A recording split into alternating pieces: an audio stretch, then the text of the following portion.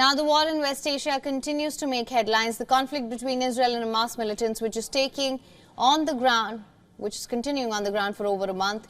Now, there are fears that the ongoing war in West Asia might become a cause of larger maritime war in the region. Our next report gets you all the details. Take a look. The Israel-Hamas war has caused violence across different regions in West Asia, but now there are fears of it escalating into a maritime war. This comes as Yemen's rebel group, the Houthis, have claimed to seize a cargo ship in the southern Red Sea, further escalating tensions in the region. Today, we will decode if the heightened regional tensions are playing out on a new maritime front. First, let me show you a video. The video you see on the wall here, Yemen's Houthi rebels have released a footage of the hijacked ship. Take a look at this. It starts right here with the camera fitted right behind the helicopter. They come down. These are armed men. They are very well armed with bulletproof vests. They are trained and they are entering and infiltrating into the ship. The helicopter takes off and they continue further. Now, this is footage which has been released from the Yemeni Houthi rebel group. The Houthis hijacked this cargo ship. The name of the ship is Galaxy Leader, and it was in the Red Sea. Now, the ship was traveling from Turkey to India, and now it has taken to Yemen, taking 25 of its crew members on board as hostage. So, you see, the Red Sea shipping route is one of the busiest in the world.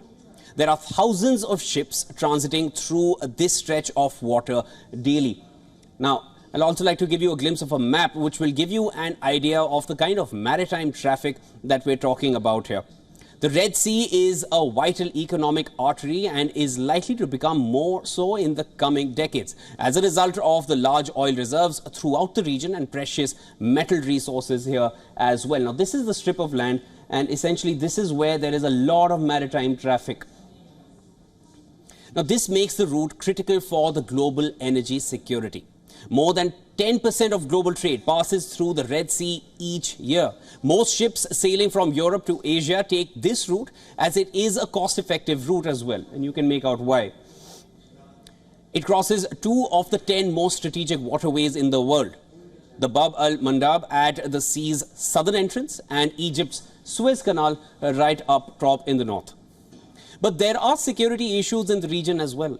The drivers of insecurity in this area of the world center on proxy activities and regional rivalries. Historically speaking, piracy off the coast of Somalia was formerly the #1 security issue in the area of the Red Sea.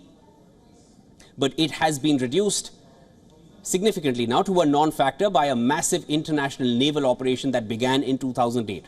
Now, since then, the war in Yemen has taken the place of piracy as the leading source of instability in the region. So what began as a political uprising and civil war in Yemen soon became another theater in the Saudi-Iranian contest for regional supremacy when Iran supported Yemen's Houthi rebels. Now, viewers, when Yemen's Houthi rebels released the footage that we showed you earlier of the hijacked ship in one of the busiest maritime trade routes, this is where it took place, questions started to arise. How did the rebel group know which ship to target? There are so many ships going over there. How did the Houthis manage to find a ship with an Israeli connection amongst the hundreds and thousands of other ships? Did any country provide the fighters with the intelligence that they needed to make it such a pinpointed strike? And they were armed with all their gear, and of course they had everything filmed as well. They knew what they're going to do with the footage. They were going to send out a message to the rest of the world. Was it Iran who gave the Yemeni Houthis the required intelligence?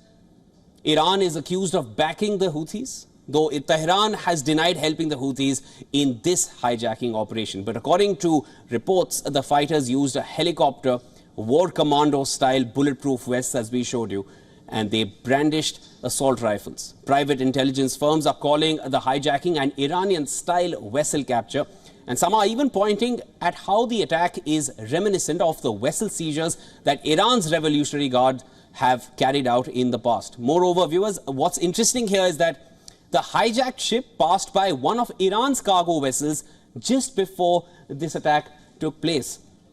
Now, this Iranian vessel is called Behshad. The Behshad is in the Red Sea since 2021 and it is sanctioned by America. US suspects that this cargo ship that I told you about, the Iranian cargo ship, moonlights as a forward spying base. Now, the hijacking of the Galaxy leader points at a very disturbing sign. It is a sign of how the war in West Asia could play out on a new maritime front. WION is now available in your country. Download the app now. Get all the news on the move.